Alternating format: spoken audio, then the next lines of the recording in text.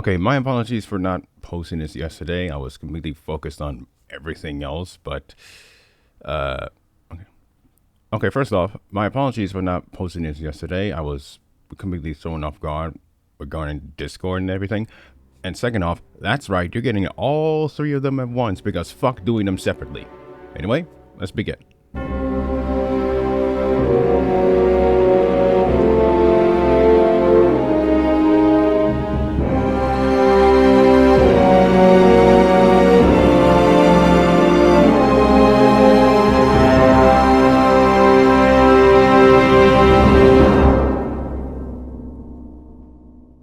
Welcome to another episode, or episodes rather, of the Brumakian podcast, a review series where I can review anything but not everything. That includes monster movies, both big and small, anime, and video games. I'm Demetrius, and these are my reviews of the Godzilla anime trilogy. Like I said in the beginning, you're getting all three of these episodes in one video, because there is so much I have to get done before this year is done, and I'll be damned if I have to suffer during that time. So, how did these come about?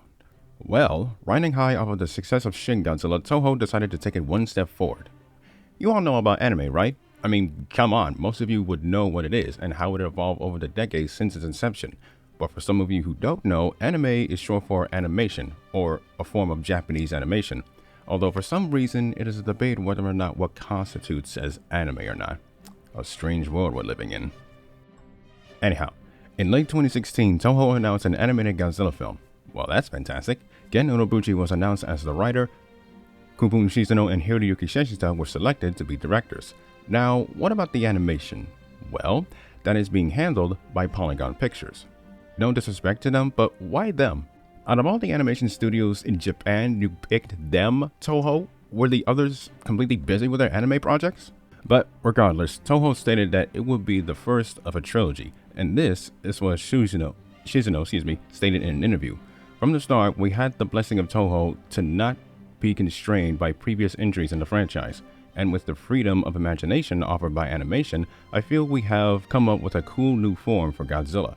In regards to Godzilla's design, Shishita stated, with his masses of muscular fibers and unique body tissue to support his enormous bulk, this is an extraordinarily rugged-looking physique. It was an overwhelming presence that reverberated through the whole project, like a fearsome deity that even we who created it must prostrate ourselves before. That is our Godzilla.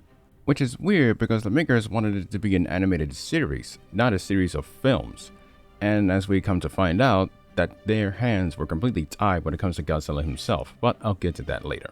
But in any case, Godzilla Planet of the Monsters was released on November 17, 2017 in Japan, and later on Netflix 2 months later. City on the Edge of Battle was released on May 18, 2017, and later on Netflix 2 months later, and Planet Eater was released on November 9, 2018 on Netflix 2 months later. I would explain the plot synopsis for all three, but I'm not going to, so let's just jump into my thoughts. The title of this episode speaks volumes of what I'm about to say. These three have so much potential, but yet most of it, if not all of it, was completely wasted. Let's start with Planet of the Monsters. This one is tolerable, but that's not saying much.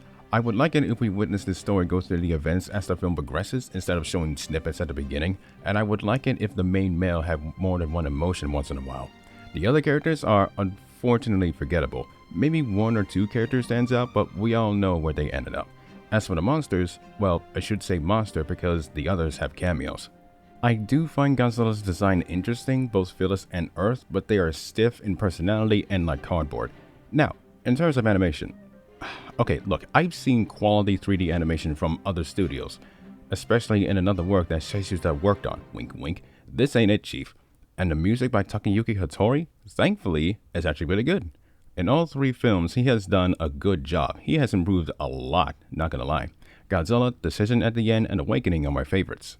Now, as far as the others are concerned, City on the Edge of Battle is pretty much the same thing as the previous, but with a bootleg Mechagodzilla attached to it. Also, do I even need to mention Mechagodzilla City, or does that need to be mentioned? No? Okay then.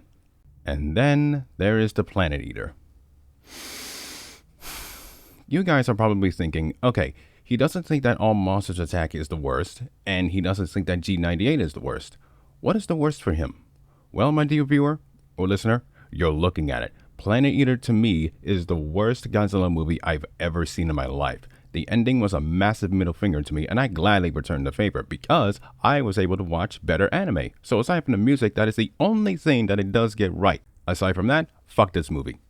The anime trilogy overall is a very disappointing venture. Could it have been better? Sure, if Toho didn't shackle Shush's feet to the concrete and given him free rein to do his thing, because, believe it or not, he can be good if given the freedom. But as it stands, these are films that I do not want to watch ever again. And now, we come to the last thing that I have to re-record. Certainly something of a cleanser to wash off the stench of whatever the hell I just watched. Until then, this has been Demetrius signing off. Be well, stay safe, take care of yourselves, and have a good day.